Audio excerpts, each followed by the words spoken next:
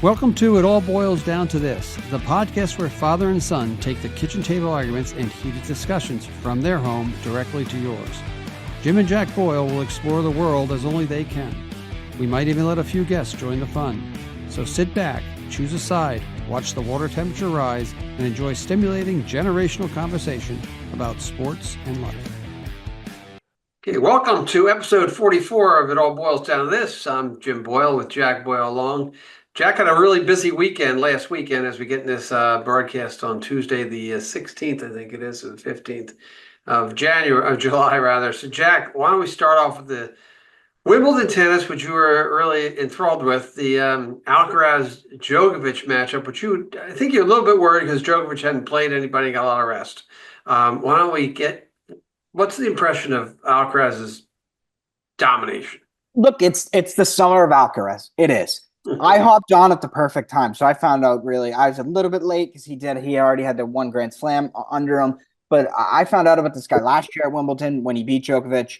Watched him, was a huge fan first tournament, the US Open last year where he lost. But stuck with the guy. He lost early in Australia. Comes out, wins the French Open. Comes out, dominates. Honestly, he won his last six straight sets in the semifinal final to win Wimbledon. I mean, he dominated. It's clearly he's the best player in tennis. I don't want to hear anything about this center guy, Djokovic, whatever. We'll see how much he can win. And the reason I became this Alcaraz guy thing is like, ooh, this is a dude. Because in tennis, unlike golf, it's pretty inevitable that he's got a chance to win a lot of majors. You know what I mean? Yeah, just like the other guys, right? In golf, it's different where it's hard. You don't know. I don't know that Scheffler is going to win this major. I know that Alcaraz is going to compete in a lot of these tournaments. So this is why I picked him. I wanted to chase winning Grand Slam tournaments, and I got two. It's awesome. It's great seeing him win. And we go to the US Open, try and win 3 this year. I mean, he was great. He's great. So which one did he lose? He lost the Australia. Sinner beat him in Australia. That was at a weird time. I wasn't watching. So he didn't have my support. Again, when it gets tough, he shows up. Like they said, he's probably the quickest player. They're saying he's probably the quickest player that's ever played tennis. Like that's what he has right now, and he's slamming the ball. He hits the ball as hard as anyone. So I don't know. He's the perfect player, and he's got a chance at winning as many majors as anyone has. Right, and we had the match on Sunday morning, and Djokovic is 37 years old. He's had his time. He's part of the Djokovic, Federer, Nadal, and they're throwing Andy Murray in there. Andy Murray group. But again, he's 37 years old. I'm watching Alcaraz just completely destroy him with just the physicality. He's in much better shape. He's younger. He's quicker. He's faster. He's stronger. He had everything going for him. Now, there's going to be a group of guys eventually that come up that'll compete with him. Well, if he's playing against Djokovic of the world, he's going to beat them 9 times out of 10. Well, the guy who's number 1 in the world at Sinner, I mean, they're 1-1 against in the Grand Slams. They've beat each other. They're 1-1 against each other in the Grand Slams. Just so happened that Sinner lost to Medvedev before they played each other. So I guess he's a guy that really can stay with him. Right. Medvedev can beat him. We'll see. But they say on grass right now, there's no one even close to him. So I don't know. It's good. Kate Middleton's back. The royal family. Everyone's happy with that. All over the place. It was like the most expensive sporting event ever. And Alcaraz is killing them. That the fans of Wimbledon, who Djokovic has had a lot of problems with in this tournament. We're rooting for him cheering for him because they just wanted something. And he ended up dropping one set. He's up 40-love serving for the match, and he ends up losing. It was the only time that Djokovic broke him, and that would have been the first time in a major tournament, I think, in one of the Grand Slam. I keep calling them majors. In a Grand Slam tournament that Djokovic had not broke his opponent once. Well, and he ended up doing it with the last one. And I know you were pissed. Him in the tie break, and that, so it's like no one beats Djokovic in tie breaks. Right. In that tie break to win the match, it was honestly, he was abusing him. It looked like someone said online, it looked like he felt bad. Like he was beating it was him making a move. It was honestly like he was picking on an old guy. He was picking. The funny part is he was picking on an old guy. And to Djokovic's credit, even though he's a pain in the ass. Oh, he's a great loser. Huh? He's one of the best losers I've ever seen. He didn't let the knee. The knee was a problem. I know you bitched about the knee injury. He did not let that impact him. I knew he'd be a good loser. Funny part about it is, I bet you can't even name the women's winner. Yeah, well, because it was kind of an upset. Yes, I don't even know the women. But the thing about Djokovic is actually he's a bad winner. He's an a-hole when he wins. He's a But great. when he loses, he's like the best loser ever. It's kind of funny. So we've got 2 more opportunities for Alcaraz. Correct? He's got the Olympics coming up. Oh, the Olympics, I don't even know if he's playing. He's playing doubles with Nadal. Yeah, you know who cares? You know what? I'll tell you this right now. I don't care about him in the Olympics. I care about him 4 times a year, really. I care about him in these Grand Slams. The number right now is 24. We have. I wonder if you asked him right now. What would he rather win, the Olympics or the U.S. Open? Dad, no. Betcha says the Olympics. No, he's thinking the same way. He number 24. Oh, no. 24 is on his mind. He's got plenty of time to win the U.S. Open. No, 24 is on his mind. No, but he's in his prime right now. He's in his prime. You can't. He just turned 21, right? He's 21. Yeah. 21 now. But you don't know what happens what if he gets hurt? Like Tiger, you know what I mean? You need to win now. He needs to win now. Okay. Stack him up now. It's not when the same you're as healthy golf. In your prime, you win now. A lot of the golfers win in their prime in their 30s. Just like Tiger. Tiger won when he was young, and if he hadn't won as much when he was young, he would regret it. So that's a good segue for my next question I want to ask you. Individual sport dominations so far this year, Alcaraz or Scheffler, who's more dominant in the sport this year? Well, it's different. Again, look, Scheffler, because it's obviously Scheffler because he's dominated the sport more. That's why Sinner right now, if Sinner had won in Wimbledon, you could argue that Sinner's been like that because Sinner has played better in all the crap that nobody cares about in tennis, right? Well, Scheffler's playing good in these other tournaments in golf, so I'll go Scheffler. But in terms of the big events, it's Alcaraz. Alcaraz is the best athlete, I think, right now in the world. I honestly, chips are on the table. One guy, the guy that I think is the best athlete in the world in his respective sport, I think is Alcaraz. I don't think there's anyone close. Let me ask you a question a different way. Is it, in your opinion, is it easier to win a Grand Slam event in tennis than it is to win a major in golf? Well, yeah, because at the end of the day, you are playing head to head, and it's like that. You know what I mean? Okay, so I'll take that. And if you look, and also the argument for it would be how many people, like you look at guys who have won majors in tennis. Djokovic, 24. Right. Nadal has double digits. Federer has to have in the 20s. Yeah. There's nobody like that in golf. So that's true. That's the point right there. That's true. So as we go through the day today, and the last thing we're going to talk about is the new ESPN Top 100 for the century, and it'll be interesting to see. We'll skip over that until we get there. So the next major event that happened, the Spaniards had a really good weekend. You have to admit they did. Spaniard and even the Spanish-speaking country of Argentina. Carlos was live tweeting that. So let's go back to the Euro final, which was England versus Spain, and Spain was the dominant team the whole tournament. That's and they dominated. And not so much. And England had been struggling a little bit. We watched that game. I will say that it might have been exciting a little bit, but it was sort of like kind of dull as England. Nobody wanted to force the issue. It wasn't as quick as the night. That's the motto. Oh my God, that's the motto of Gareth Southgate is not forcing the issue. You just like a guy who knows nothing. That's literally been this. That's what I thought I was watching. Southgate left today, and everyone's all greatest manager. Blah, did all this for us. All this. He got favorable draws in every tournament, and they won the games they were supposed to win. They were just like the Team USA. They don't beat anyone. They've never beat someone. They have one. Okay, they don't force the issue. Yes, that's exactly. Spain takes a 1-0 lead. Yeah. 1-0. And a great goal then. Who scored the goal for England? Cole Palmer came on and scored a fantastic goal. That was awesome. Yeah. And then all of a sudden, late in the game, Spain scores to win it. Right? England sort of fell apart. I think England was sloppy defensively, it looked like as well. I thought England's goaltender kept him in the game most of the time. I don't know if you're a big Pickford guy or not, but Pickford's been good for England ever since Southgate came in. I have no complaints about Pickford. So again, another tough loss for the Four Lions.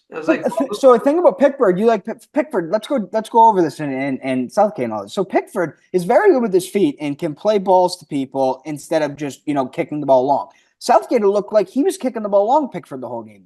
That's a manager-driven thing. Okay, he can play the ball to people's feet. Kobe Manu can come get the ball at his feet. He wasn't in that game. Like, they can do that. Foden can drop in, get the ball at his feet. Even Kane can do that. They don't do that. They didn't Well, want you were the ball. They aggravated. weren't brave enough. All that.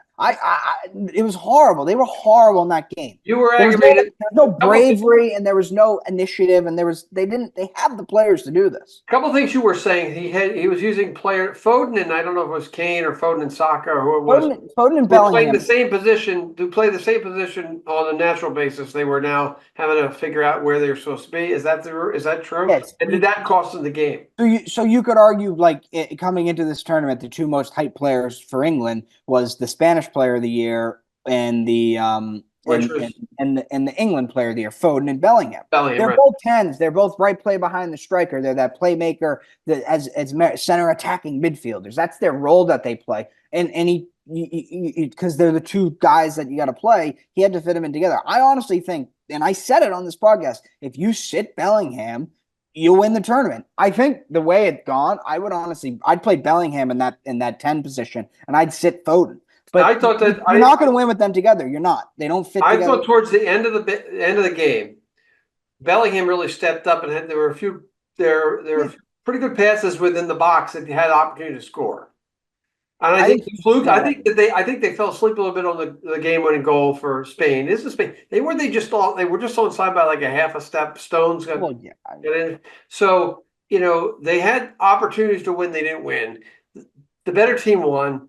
Again, it was like a game. Like I said, I hate to come back and Southgate's gone, but I hate to come back and say it looked like they didn't want to do anything. And I hate teams that sit and play for penalties. I don't know if they were doing that at all, and with the talent level they have. But Spain was, again, the best team of the Euros. They won. Then we had the debacle in Miami. Not the game in itself, which was a 1-0 win on a extra time, really nice extra time goal, by the way. Who scored? Did one of your boys score that goal? No, Lautaro Martinez, who's going to finish like top 5 in the Ballon d'Or. It's pretty good for him. I think he plays for. They won late, but that was my editorial statement is this: whoever ran the Copa America tournament did a shitty job. I know it was the U.S. because I've heard it's been Sakana Bowl or whatever they call it. I don't know how you can have what happened down there. That game was delayed like an hour and 15 minutes because they couldn't get the fans in. And I got to watch the whole 14 or 15 picks of the MLB draft before that game started, which was great. But how does that happen? I mean, you don't have to answer. Rhetorically, I have an answer. How does it happen? Because it means more. If anybody was thinking, does that happen? It's just it means more. Stupid. It means more. 2-3 years ago, Liverpool and Real Madrid played the Champions League final. Got UEFA running it in Paris. Same thing happened. So it's Colombia versus Argentina. These fans, you're saying because they're white. It happens it would happen anywhere. That would happen anywhere. Honestly, it would. How can they? These people are crazy. They just care more. Like I said, it is a bad look for Hurricanes football. It's a bad look for the Miami Dolphins that we've never seen anyone try and climb through the vents to get to their game. Because they don't care like that. Sports fans are pretty normal. They don't care. Yeah, I know. So soccer. So you're telling me that soccer's allowed. So let me ask a question then. So soccer's allowed to do the hooligan crap back in the 80s and 90s. And then they get this. These people can storm the gates and just get in. I think we saw the video of people sneaking into the event. But this wasn't even that. They said that there were almost 2,000 people in the stadium that didn't have tickets. Yeah, that's part of the allure of soccer to me. I like that. When I'm watching the Copa, the allure of soccer is people cheating. Because you think with soccer, this is what. So why do you want to pay $1,000 for the seat? Let me talk. Why do you want to pay $1,000 for the seat? I could care less about the seats and who paid for their seats. I don't care. What you don't understand about soccer is you watch the games and you're like, it's boring because they just kick the ball around, blah, blah, blah. There's so much more that I've had soccer people tell me when I watch the Copa America final and it's Colombia versus Argentina, I want to see people climbing through the vents. I want to see elevators smashed. I do. That makes the event better. Funny is? I want to see. You couldn't see an aisle. You couldn't see an aisle around the whole stadium. Can I tell you something? That's what I want to see. In that Argentina game, there was a phenomenal pass at the 47th minute. Phenomenal. It would made my night. I'm being facetious. All right, just be a Richard Ed. Right, you got to look at that great pass he made. Ooh, great. Okay, that's not even my point. Great curveball. You don't understand my point? I understand your point. No, that had nothing to do with the pass. That your point stuff that makes soccer what it is. Nationalism and the fandom of the Nationals is so huge. It's great that everyone has to do it and pack it in. Great, that's fine. but it's just ridiculous should it happen. It's just ridiculous. I thought the atmosphere it came through on the TV. Did it happen in the World Cup final? Where was the World Cup last year? Well, dude, that's not the point you want to make. No, where was it? They would have shot them. We have free will here. They would have shot those people. Not give that up. Yeah, no. That's all. But again, it was. I have to say that the Argentina-Colombia game. That's the thing. It probably happened in 2014 in Brazil because the last two countries aren't even like. Okay. Not to be rude, but they're not real. Come on, they're not democracies. Let's put it that way. Actually. Okay.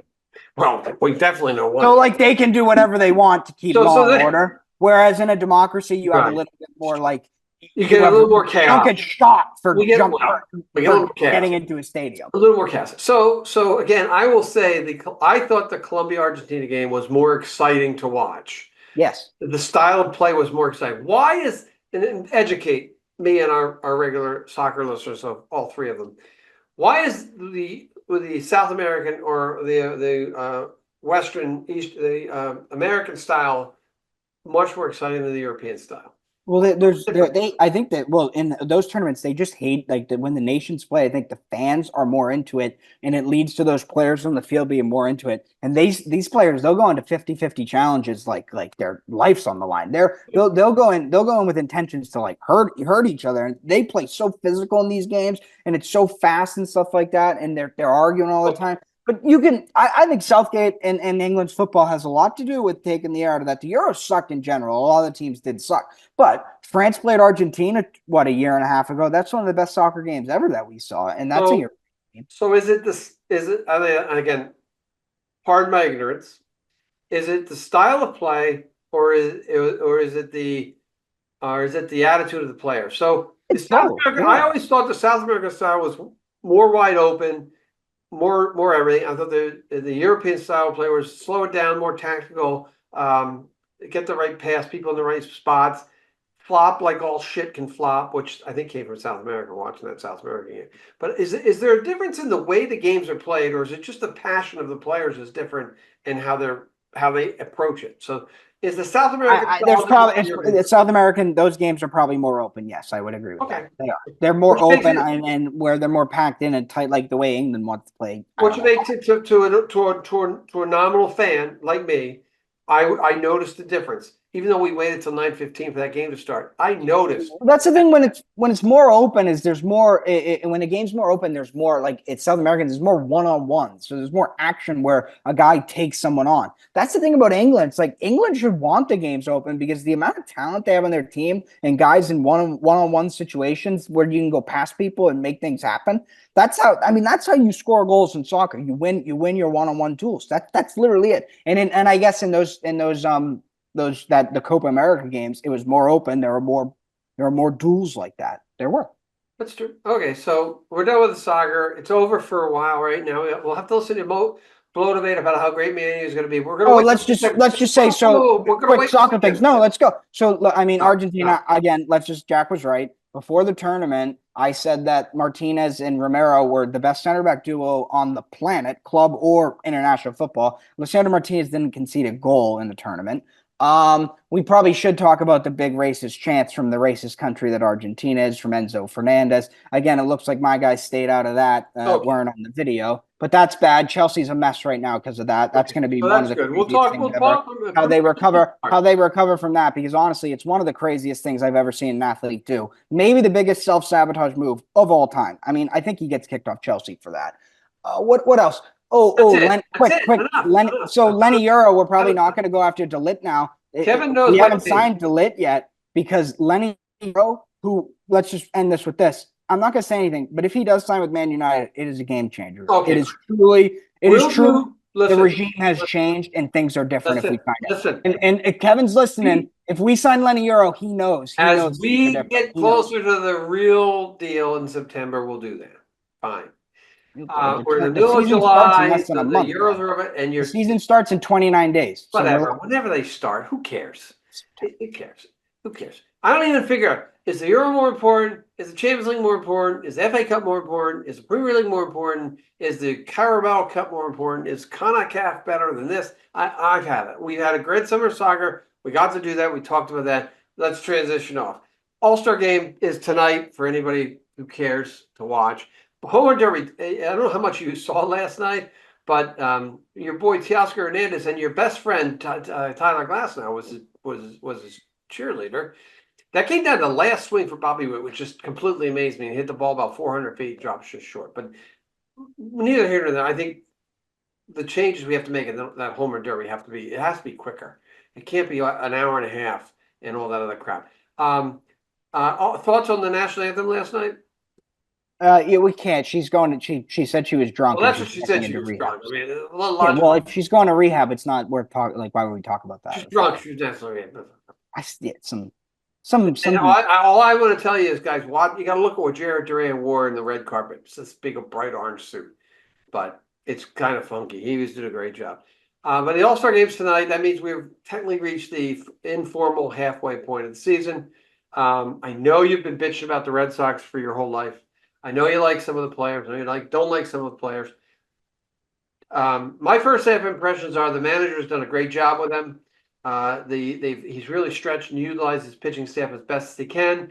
They're very left-hand dominated, and when Cassius comes back to even more lefty dominant, I think they have an opportunity to make the playoffs. I don't think they have a chance to win the World Series right now, but that's my half-point take of the Sox. What's yours?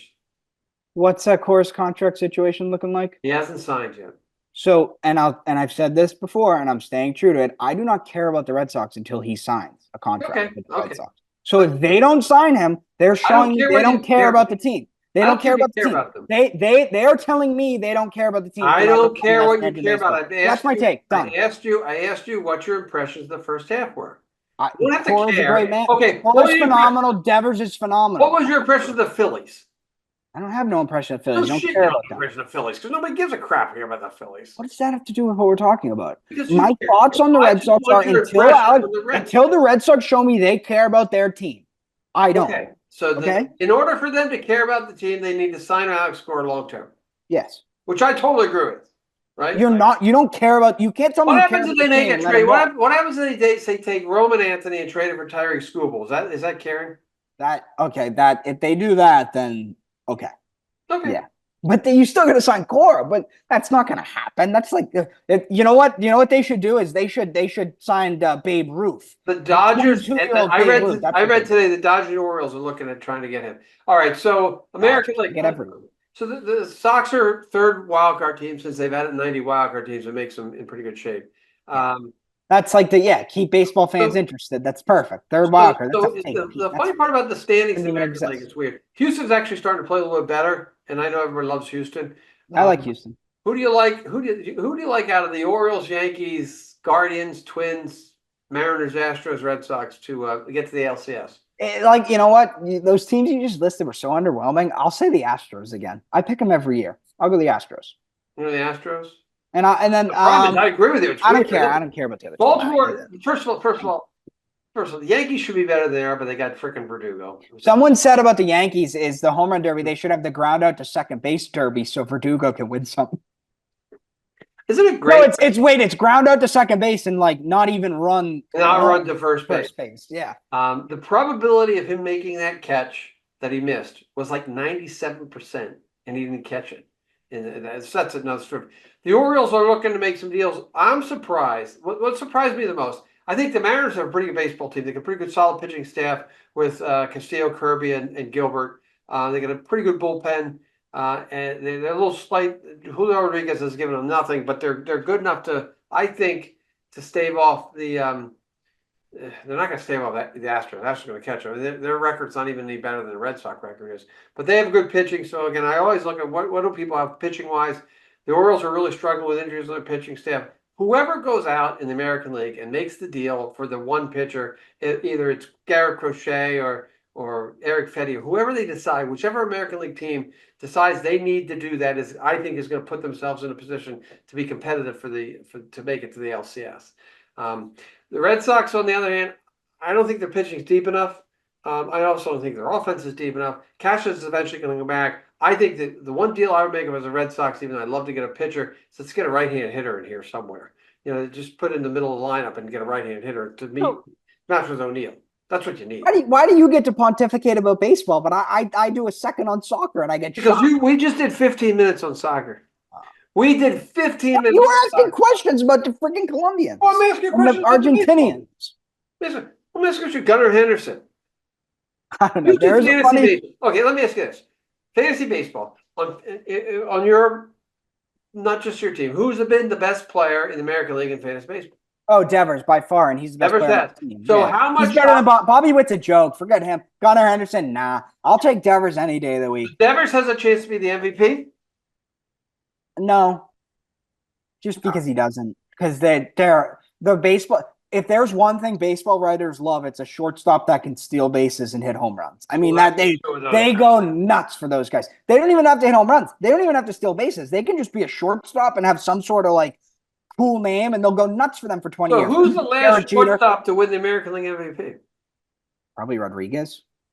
Yeah, but so how can you say that point about the? Because there hasn't been that many great ones since. Well, then. first of all, I think Devers had a great year. You're right. I think Woods had a great year. Gunnar Henderson's had a great year. You know what? Miguel Tejada won the MVP, I think, in 07. He was a shortstop, so him.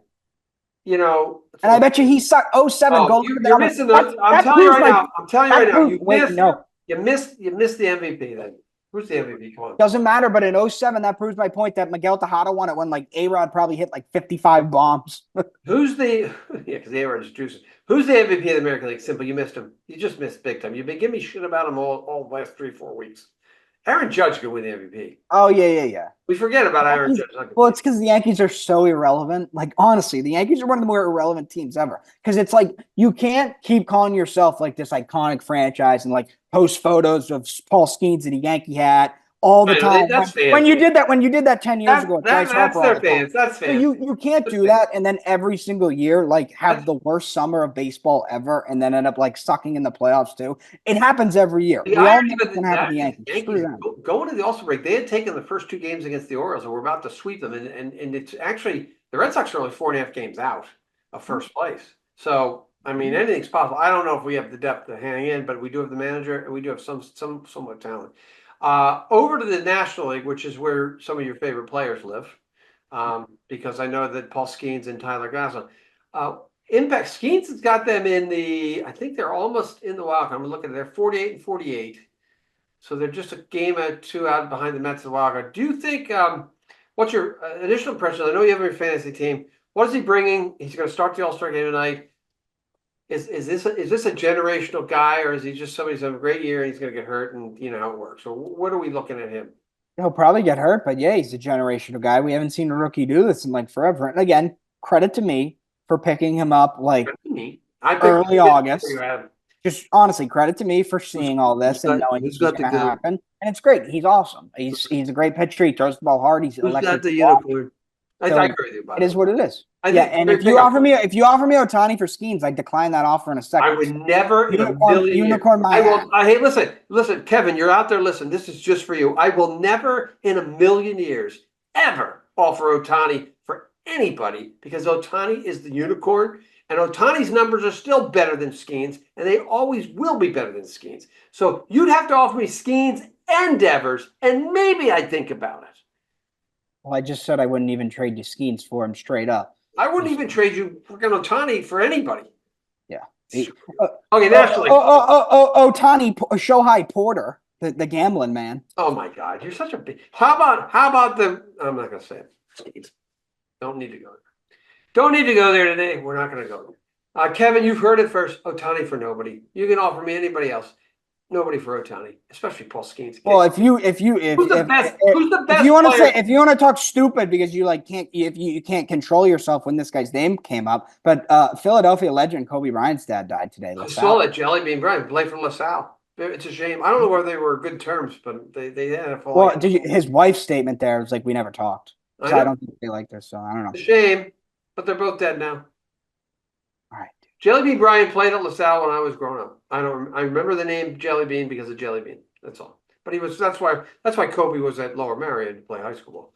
National League, going to the National League, the Phillies have been really dominant. Again, who's the GM of the Phillies? Dave Dombrowski. Yes. And what's he done? Won. And what's the owner done? Spent money. I know that. Spent money. All right, baseball's cool and all, but like we I gotta get to this list. And there was another thing I wanted to talk about. Okay, but I want to go just real quick. Baseball's cool bullshit. I just want to say. So now here's right now. World Series, 2 World Series. You have Houston in the American League, right? Yeah, I'll go Pittsburgh wins. Pittsburgh and Houston, and Pittsburgh wins. Pittsburgh's offense is so bad. So I know. So you know what? I'm going to go out and limb like I did last year, and it doesn't matter because we'll talk in September. Seattle and the You Dodgers. did not go out on a limb last year. You did not. You had you knew the guy. You would not have picked them if you didn't know the guy. You wouldn't have. So don't try and go. I went out on a limb. I do. I randomly. Mom worked with his mom. Yeah. Okay. Kelly, my wife, your mom. I like the Dodgers versus the Mariners, and Dave Roberts loses again, and Mookie hits a home run like in the ninth, and then they bring in whoever the damn reliever is right now, and then Julio Rodriguez homers to win it, and everybody goes nuts because Seattle's never won. Seattle's never won the World Series. Julio Rodriguez is a nice little transition. ESPN is doing this, and we're only 2 days in. No, we got to talk about basketball first. Oh, basketball first? Okay, go basketball first. Well, we had Jaylen Brown last night. That was awesome. That was great. Was that a hot mic, or did he know what he was doing? It was a hot mic. Oh, he knew what he was doing. He was a hot mic. It was a personal conversation. And you could tell he wasn't saying it like, holy crap, this guy sucks, like laughing at him. He was saying it almost in like a depressed way, like I kind of feel bad for the kid. It's bad. Like I know people always second round pick, what do you expect? It's bad. Like it's really bad. Because he's gonna play for the Lakers. Like Jalen said, no, he won't be on the G League team. He'll be on the Lakers. He didn't sign a 2-way contract. Like he's gonna play on the Lakers. He is, I'm not kidding. And this is no exaggeration. And I don't want to talk about him too much because it's not fair to him because it's his dad's thing and his putting on. He's probably gonna be the worst player that's ever played in the league. Like I don't think you realize just how overrated he was. I believe if he went to Duquesne, he wouldn't even score 10 points a game. He can't hit the rim.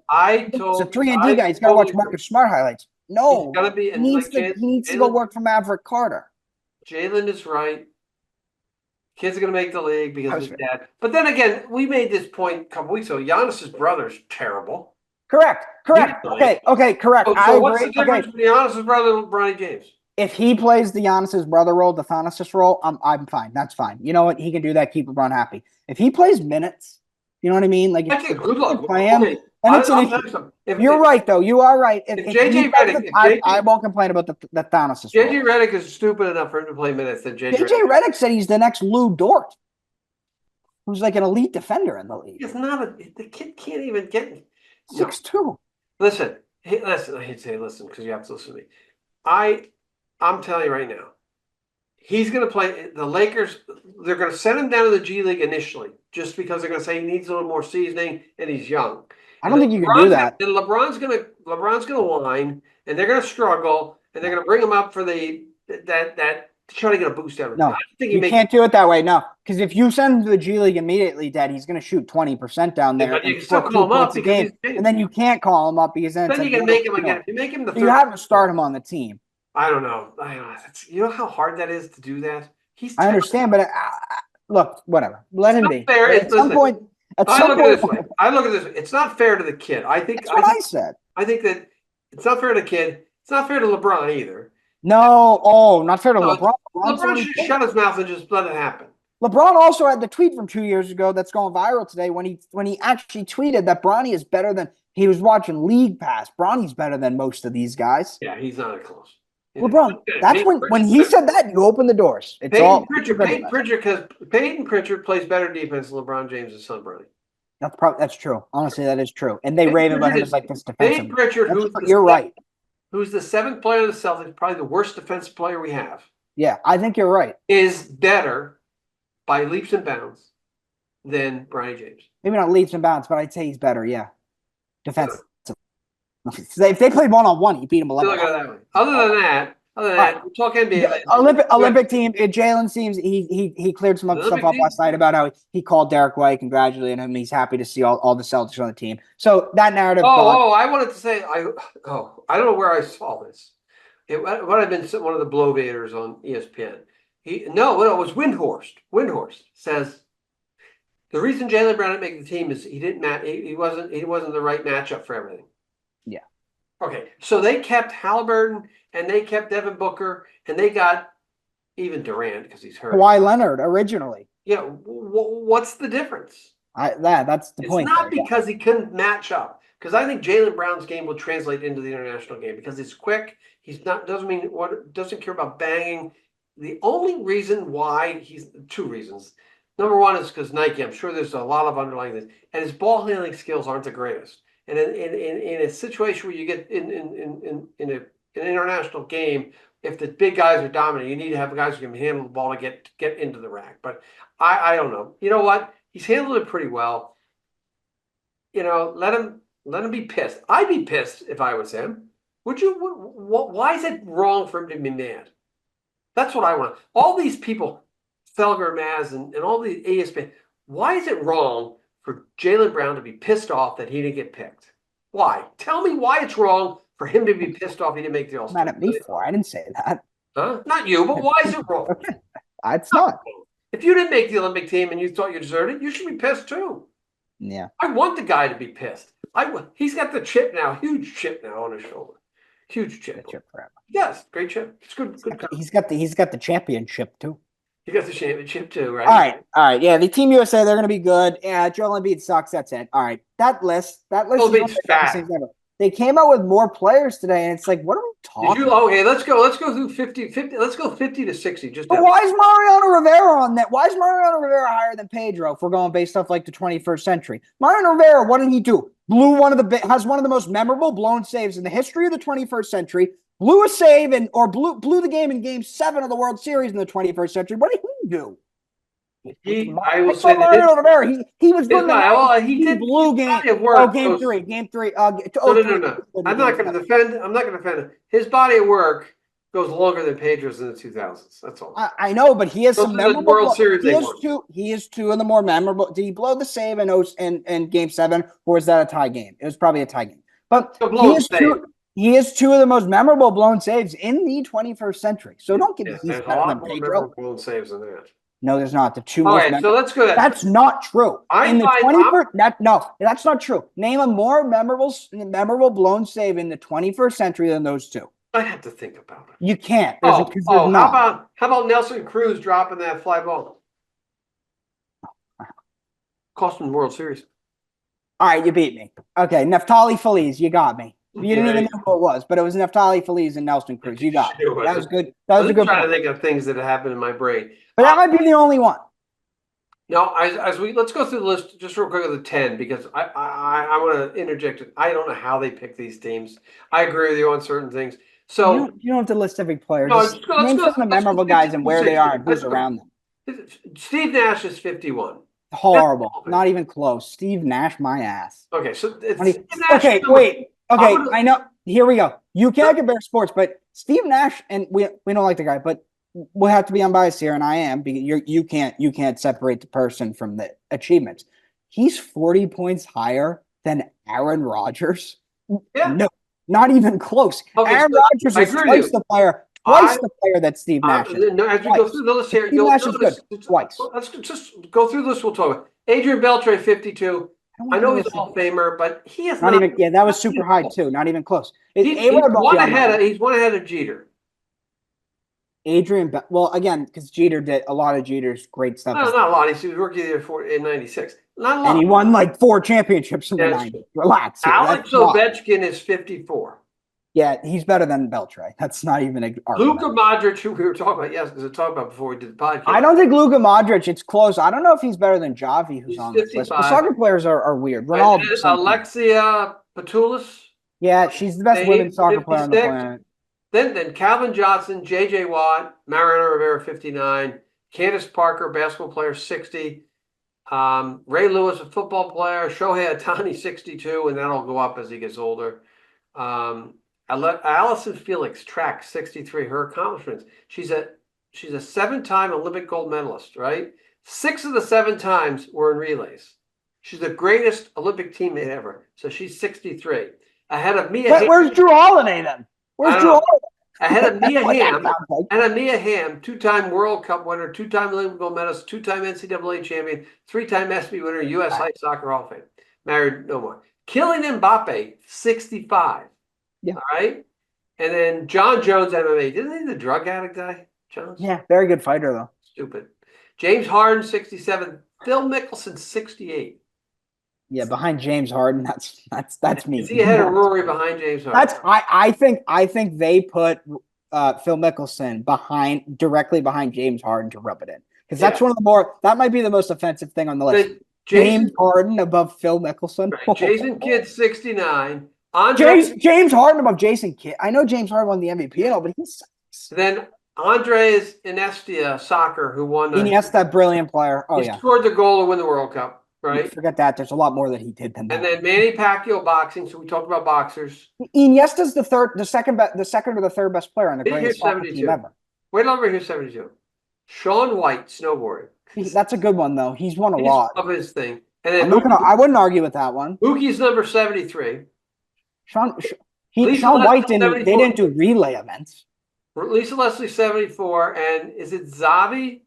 Javi, yeah. Javi.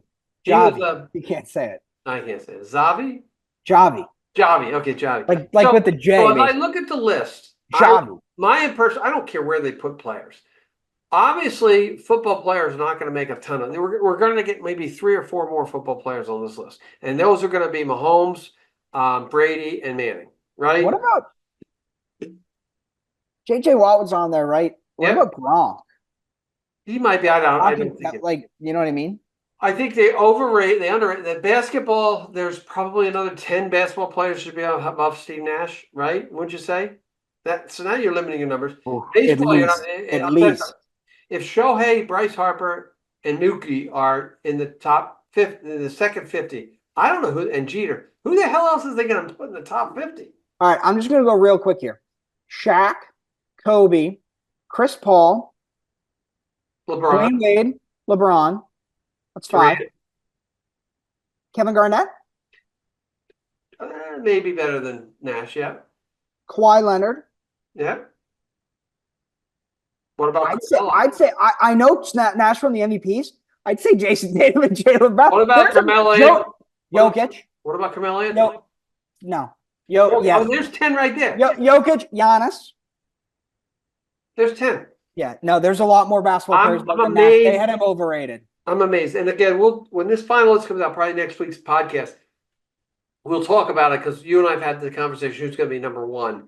And is it a team player or an individual person? Where does Katie Ledecky fall? I say it's Messi. I think Messi. And I'm going to go with not Messi. It's either Messi or Federer for me.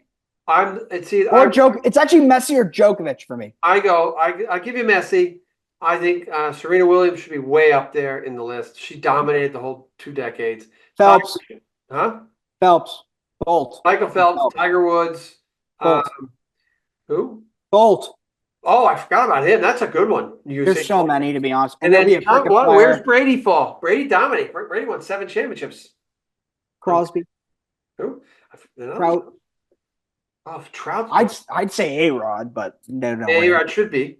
Bonds did a lot in the early 2000s. He's not going to get all right. We don't have to just keep list. I think that list is a joke. The one thing I want to let me make my own list. I'll make my own top 10. I'll give you my top 10 next week. Real quick, if Modric was the last soccer player in the 50s, how many more soccer players deserve to be in the next 50? 5? So Zidane, Suarez, Neymar, Ronaldo, Messi. 5 at least, right? That's my guess. I would and then we'll go. I'll say Sergio Ramos. Yeah, I'll say. I know those 5 you mentioned. That's all I say. Since I know those, I'd say Buffon. I'd say Casillas. Those are 2 goalkeepers. Okay, we'll see what happens. I'd say Thierry Henry. It's not going to be a horse though. I'd say Thierry Henry. So that's at least 7 or 8 of them that I just. Henry, this decade or last decade? Henry was this decade. This century rather. And Zidane could have stuff hit because he had. But success in the 890s. Like with golfers, Tiger's the only golfer I think is left. Who the hell's they gonna name? Who's better than Mickelson? Phil, yeah, no.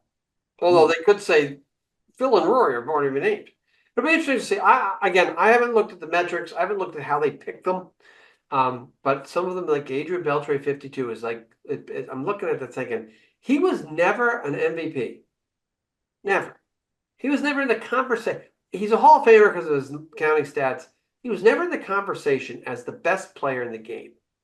Like Ohtani and Betts and Bryce Harper, those guys who are below him, and even Mariano and Jeter were always in the conversation of the best players in the game. Mariano maybe not, but Jeter, yes. So that's what I don't understand. I mean, we'll see. It'll be neat tomorrow when it comes out, and we'll get 25, and then we'll get the last 25 on whatever Thursday is, as baseball gets ready to kick back in. But that's the list. I think that list will give us fodder. I'd like to try to get some of our favorite guests on to talk about it when we have the final list, because I'd like to get other impressions, other soccer head impressions, maybe other basketball head impressions to see what happens. I think baseball and football are gonna get cheated out of the next 50. I think you're only gonna see like 8 to 10 total baseball and football players. You'll probably see 10 to 12 basketball players. You'll see 5 or 6 soccer players, and all the individual sport guys gets up to about 50. Maybe I'm a little wrong on basketball. That's the ESPN thing. US Open, British Open. The Open Championship is this week. Royal Troon in Scotland. Your boy Scotty Scheffler going to win his second major is the favorite. I think I pulled the favorites up. So the 5 favorites: Scheffler, McIlroy, Schauffele, Aberg, and DeChambeau. Is it one of those 5 or the field? And I'm going to tell you, I'm saying it's Scheffler.